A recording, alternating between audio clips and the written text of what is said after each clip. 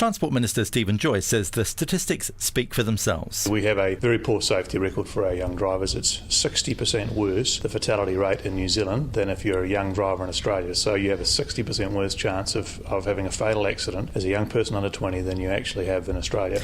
Mr Joyce says New Zealand teenagers are 60% more likely to die on our roads than are their Australian cousins on theirs.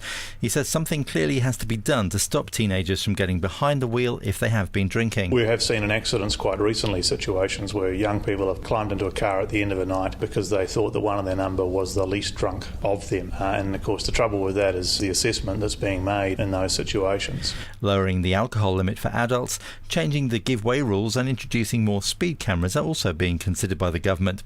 Speaking on Monday's Newsrun programme, Police Association President Greg O'Connor told George Penk that in some ways zero tolerance is easier than having a blood alcohol limit as we currently do. I know on a recent visit to Sweden over there, they essentially have a zero tolerance, and Swedes don't drink and drive. It's in part of their mentality is that if you've had a drink, the keys go away straight away. He warns, however, that having an age limit at 20 could raise more issues. One of the issues, of course, is that what you need to start doing is aligning because if it's zero tolerance under 20 and yet our drinking age is still 18, there's a bit of a mixed message in there. Young people, perhaps not surprisingly, are slamming the proposals, however.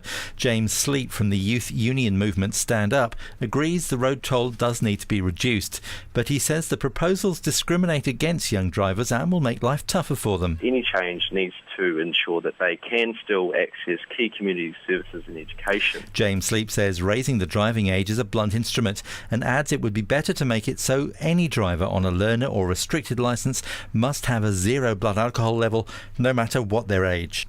As far as any lowering of the adult alcohol limit for driving is concerned, there does appear to be some wariness from the government.